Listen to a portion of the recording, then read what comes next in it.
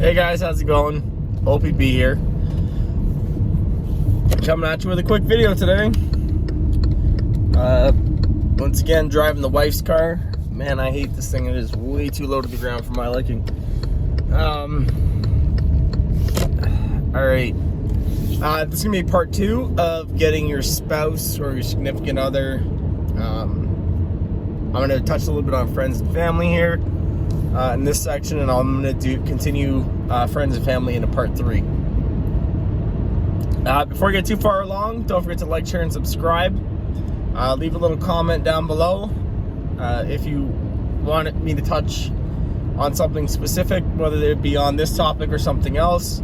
If you have a situation, if you're trying to reach somebody and you just can't get through to them, maybe drop a comment down below your situation, and I'll make a video on that answering what I would do in your situation. Okay guys, and don't forget to like, share, and subscribe as well.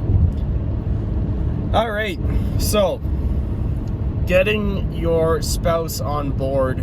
I left off in part 1 of this series with kind of sort of playing to their interests, using my personal situation as an example, where my wife is not doom and gloom, right? She's experienced natural disasters in her life, so on and so forth. So now, with a kid on the way, I've kind of started using that to my advantage as well, to kind of up the ante when it comes to preparedness. Now, I'm using that to extend on certain important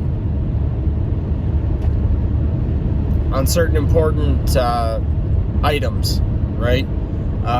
Long-term food storage, unique storage of items, such as learning materials, education, right? Notebooks, textbooks, coloring books for the kid when she starts to get older, things like that, right? Things that, like board games, card games, things of that nature. They serve multiple functions when it comes to preparedness, right? They can function as entertainment, obviously. That's their main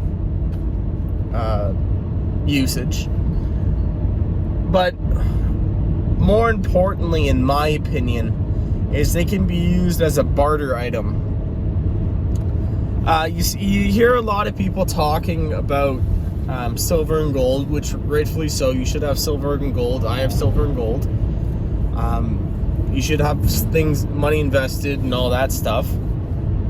You should be investing in yourself, in your knowledge and understanding. But there are unique items when it comes to barter and trade. Alright? The number one thing people normally go to, from my experience, is addictive things. Right? At least the people who I know who are into preparedness, alcohol and cigarettes are a lot of what they go to. I don't store cigarettes. The only 2 people in my family that smoke would have to deal with it or supply their own. I'm not buying cigarettes. I used to chew tobacco. I don't anymore.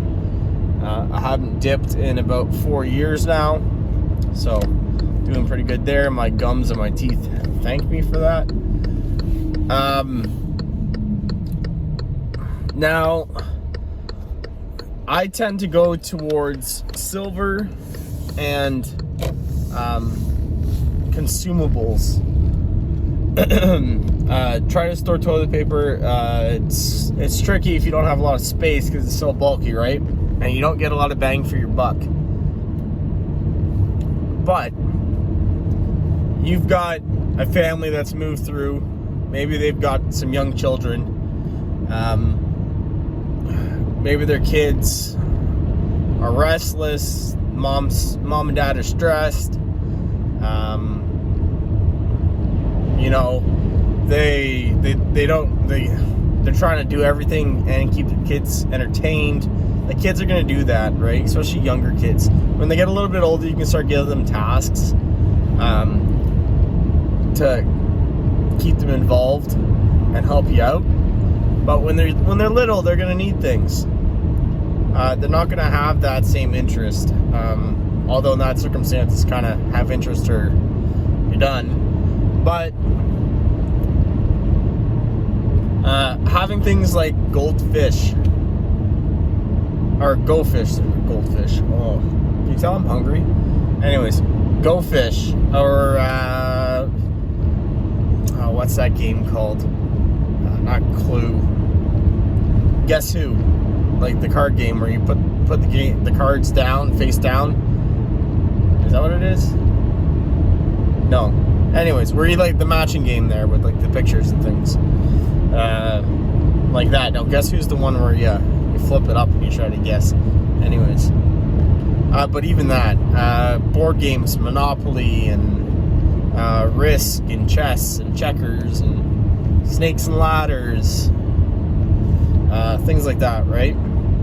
Those kind of things, well, they can entertain your children, and maybe even if it's not that bad, if it's like a natural disaster or something like that, having board games on hand while you wait it out for the power to come back on. But you can play a couple board games by candlelight if you know the power's coming back on, kind of thing, right?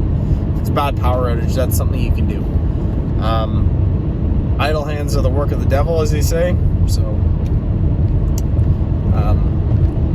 keep busy, right? Other than that, I've been trying to get her into stocking clothing of multiple sizes, right?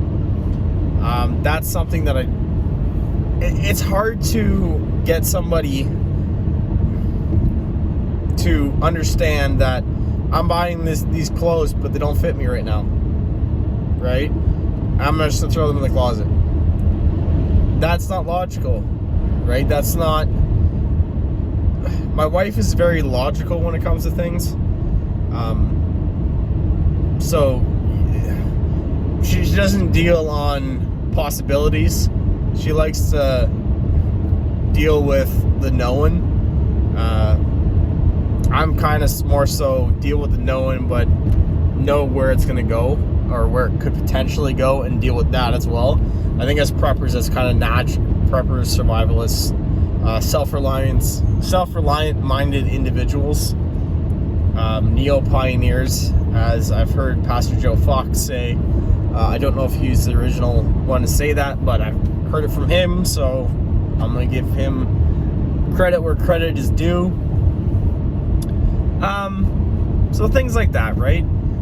Smaller size clothing, I find it's tricky because, for example, Rothko BDU pants, I normally wear a large, but I said to the wife, I said, I got a couple of pairs of mediums. They don't fit me and they won't fit you, but I just bought them just to put away, just in case I lose a lot of weight. And she's like, oh, okay. How much? You didn't waste too much money on that, did you? Right? They don't really question it when you're going to wear it all the time. But if you're never going to wear it, in their mind, it's wasting money. But really, when you start going on a calorie deficit because everyone else around you is starving and you're staying the same weight or getting stronger and more fit, even while everyone else around you is barely able to survive, you're going to stand out. So you're going to want to put yourself in a slight calorie deficit, so you start losing a little bit of weight. You're not going to want to be the only guy there that's bulking and starting to look like Arnold Schwarzenegger in his prime. Because believe me, you start working with your hands, you're going to find muscle groups you didn't even know existed. And you're going to get big quick. I remember the first summer I was chopping firewood, I got strong fast. Yeah. So, having things in different sizes, that was kind of my roadblock, so to say. My most recent roadblock anyways, with getting the spouse on board.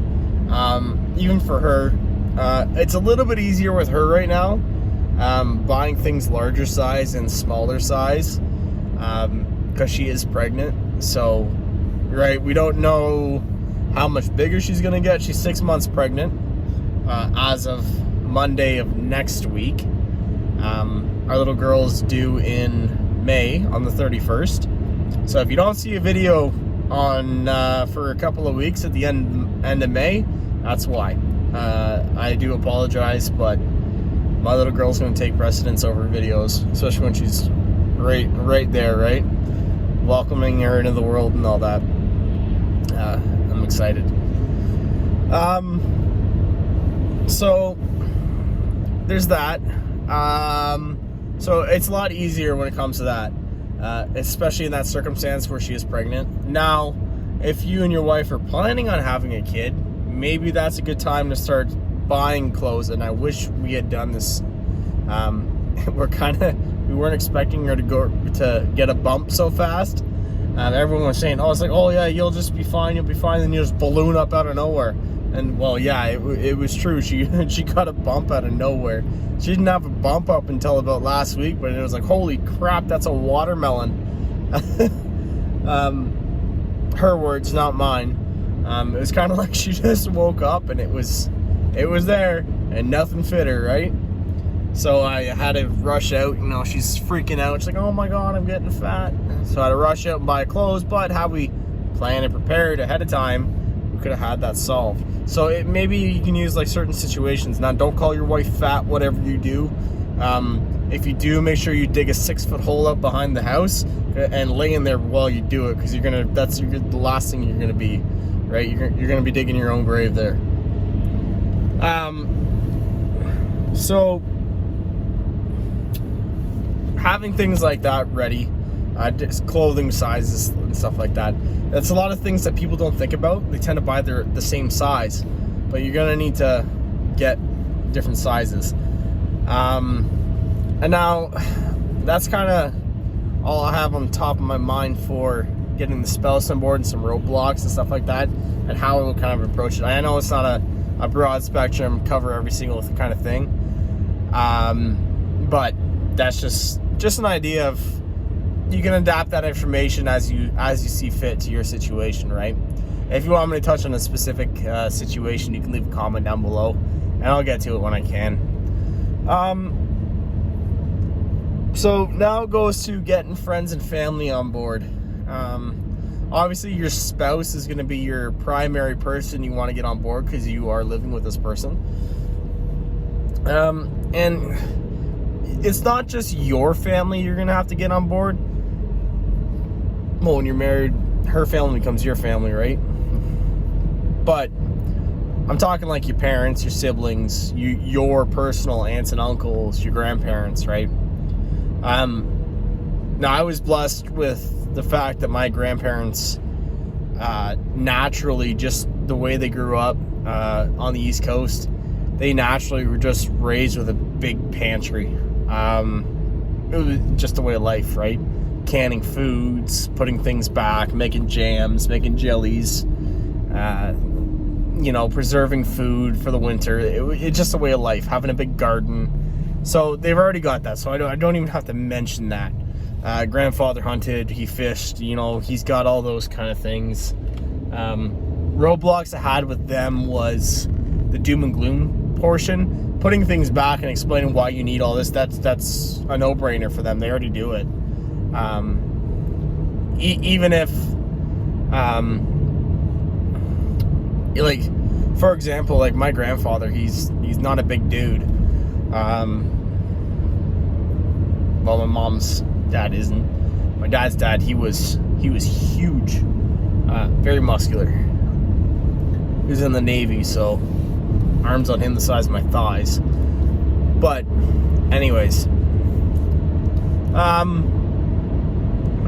there was a time when he was starting to buy, obviously, new clothes, working on the homestead and stuff like that, right? You're gonna wear things out, and he was gonna throw things out, so he's like, oh, these don't fit me anymore, or whatever, or these got holes in them. And my grandmother's like, no, we're not throwing these out. So she fixed up what she could, and he used those work clothes. But even our stuff as a child, she still wears a winter jacket that I had when I was like 12 years old. My grandmother wears it right now. Okay, I was over at her house Saturday, so like 3 days ago, and I'm like, is that my old jacket? I was 12 years old, right? That was a long time ago. That was almost 2 decades ago. And she's like, yeah, this was your old jacket. I've been wearing it for years now. Found it when we moved here. I was like, what? You still have that thing? She's like, yep, it's the warmest jacket I ever owned. I was like, okay. But preserving things, like, yeah, she has other jackets, but keeping things is not always a bad idea. Now, obviously, I'm obviously saying don't be a hoarder, right? Don't have things messy. But if something's a good item still, why throw it away? Put it in a bin, put it in storage, label the bin. Winter clothes, you know what I mean? Or old summer clothes, things like that. You can turn clothing items into, obviously, cleaning supplies or patches and stuff like that, right? We use old t-shirts, my old work shirts that are tore up and all that. We cut them up, throw them into cleaning rags, right? They don't really function as a t-shirt anymore when they got a big slash through the middle of it. Well, turn them into work shirt or washcloths for like polishing furniture or cleaning up spills on the ground, things like that, right? You use it until it starts falling apart, then you throw it out, turn it in, throw it out, or whatever.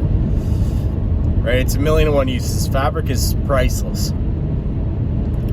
Especially post SHDF, fabric is going to be priceless. So that's kind of getting your grandparents on board. If they're already of that mindset, it's really not that hard. Now, if you're older, let's say you yourself are in your 40s and 50s, your grandparents are, if they're still around, in their like 80s or 90s, 70s, 80s, 90s, like yeah, you're gonna have a hard time. Actually, you might not really have that much of a hard time if they're in their 80s or 90s. It might just come naturally to them. For example, my great-grandmother, she passed away, or one of my great-grandmothers passed away at 105. So my great-grandmother, 105, and she was a spring chicken until the day she died. She just didn't wake up one morning, and she could run circles around everybody, right? I remember I was about 6 or 7 when she passed. So, like, I remember doing some things, they're not like a lot, but I do remember. But again, she had pretty much a bedroom that was a pantry. She'd save her tin foil and all that, right? She grew up during the Depression and during both World Wars. Her husband fought in the First World War, and one of her sons fought in the Second World War, and one of her other sons fought in the Korean War. You know what I mean? Like, times were tough. So people who've already experienced hardship, or who grew up with somebody who experienced hardship, it's going to take a lot less time to explain to somebody why they should prep. Now, stepping down a generation to your parents.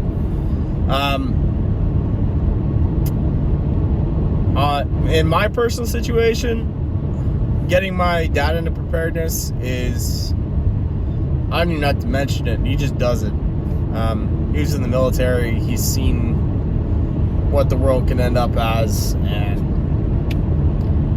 he just, if you know, you know. So I guess me always being around my dad, learning from my grandfathers, learning from my great-grandfathers, it's kind of been instilled on me, which is kind of what got me into it, I guess, from basically birth. I've always been outdoorsy, self-reliance mindset, don't take any handouts. If it ain't broke, don't fix it. Stuff like that, right? But my mom is very, nothing can go wrong. Everything's all sunshine and rainbows, right? Well, actually, no, it's not. And this whole thing that's going on in Ottawa right now, it's kind of waking my mom up, thankfully. I've been trying to. My dad's been trying to for years. So she's starting to ask me certain things, and happily I will help my mom. I would do anything for my mom, for any member of my family, but especially my mom.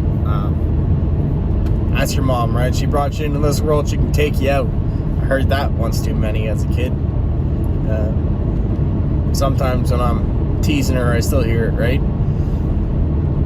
So, trying to keep those that are close to you in end times. It's tough to convince them to prep. Like, you can only do so much. You can prep for you and yours, and you can put a little bit extra aside for them, for anybody who's going to come to you, or if you, who knows, in case you have to go to them, maybe you put a little bit back for them, for you there. Now, the friends aspect.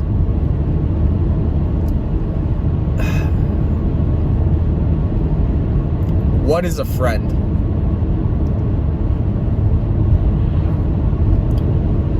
A lot of people who you call your friend are not your friends. They're acquaintances. Years ago, when I was just out of high school, I thought I had all these friends, right? As I'm saying this, most of you are going in your head, yup. I went away, I did things, I learned, I got trade certificates and all that. Life got busy. Come back, and I haven't spoken to some of these people the entire time I was gone. 3-4 years. And I learned the ones that messaged me first.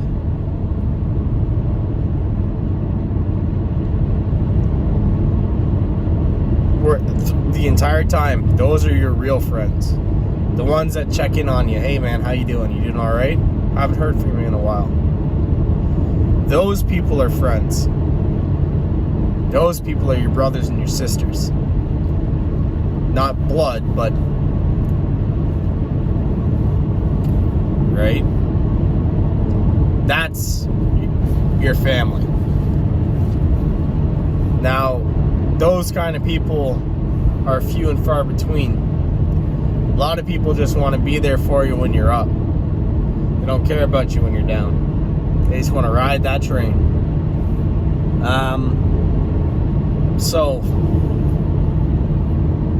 that's something you need to think about as a prepper, as a survivalist, as a reliance-minded individual, whatever you would like to call yourself.